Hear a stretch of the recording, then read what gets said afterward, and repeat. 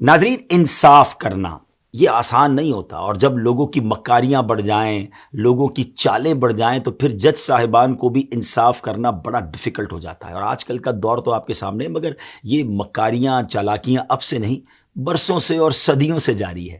مولا علی شیر خدا کرم اللہ تعالی وجہ الکریم کی کیا شان ہے، اللہ نے کیسا علم عطا فرمایا، کیسی ذہانت عطا فرمائی۔ آپ بعض اوقات ایسے فیصلے فرماتے تھے کہ عقلیں حیران ہو جاتی تھی۔ بڑے بڑے لوگ جب کسی فیصلے پر نہیں پہنچتے تھے تو باب المدینۃ العلم کے پاس جاتے تھے۔ اب وہی تو ہے نا جس کے بارے میں نبی پاک فرماتے کہ میں علم کا شہر ہوں اور علی اس کا دروازہ ہے۔ سبحان اللہ، اللہ نے کیا فراست عطا فرمائی۔ ایک بڑا دلچسپ واقعہ اور ایک ایسا فیصلہ مولا علی کا کہ جب بھی پڑھتے ایمان تازہ ہو جاتا ہے۔ ماجرا یہ تھا کہ دو دوست تھے، کہیں ٹریول پر جا رہے تھے، تو ایک خاتون کے پاس وہ آئے اور انہوں نے 100 دینار یعنی 100 سونے کی اشرفیاں ان خاتون کے پاس امانتاً رکھوائیں۔ ایک شرط یہ رکھی کہ جب تک ہم دونوں آپ کے پاس نہ آئیں تو آپ نے یہ کسی کو نہیں دینا ہے، ہم جب دونوں آپ کے پاس آئیں تو آپ نے ہمیں یہ امانت دینی ہے۔ اس خاتون نے وہ امانت رکھ لی۔ کچھ عرصے کے بعد ایک دوست آیا بڑی رونی سی صورت بنا کر کے، مجھے وہ میرے پیسے، میرا جو مال ہے وہ دے دیں۔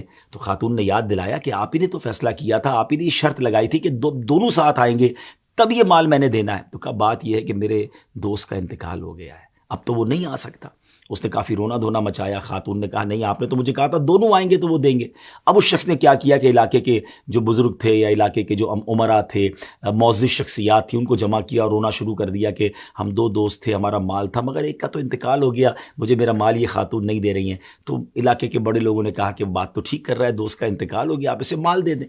اب وہ پیسے نکال کے اس خاتون نے اس امانت کو گویا لوٹا دیا، مگر یہ ایک چال تھی۔ 1 سال کے بعد وہ دوسرا دوست آ گیا اور آ کر کہنے لگا خاتون کو کہ مجھے میرا مال چاہیے۔ تو خاتون نے کہا تمہارا دوست تو یہ کہہ کر گیا کہ تمہارا انتقال ہو گیا اور میں نے تو وہ مال اسے دے دیا۔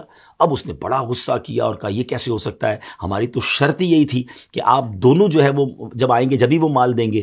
اب علاقے کے لوگ بھی پریشان ہو گئے کہ اس کا ڈیسیشن کیا کریں، اس کا فیصلہ کیا کریں، کیونکہ یہ تو اس عورت پر یعنی ایک طرح سے کلیم کھڑا ہو گیا کہ آپ نے میری اجازت کے بغیر میرا مال دوسرے کو کیسے دے دیا۔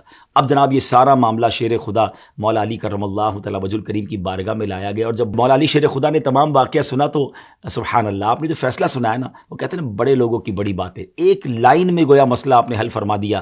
آپ نے کہا ٹھیک ہے، آپ کی شرط تو یہ تھی نا کہ جب دونوں دوست آئیں گے تب پیسے چاہیے، آپ دوسرے کو لے آئیے، آپ کو آپ کا مال مل جائے گا۔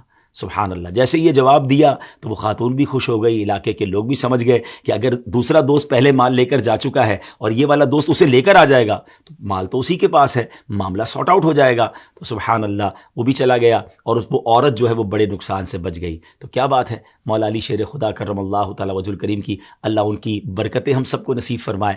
انشاءاللہ مدنی چینل اور سوشل میڈیا دیکھتے رہیں گے تو اس طرح کے ایمان افروز واقعات سننے کو ملتے رہیں گے۔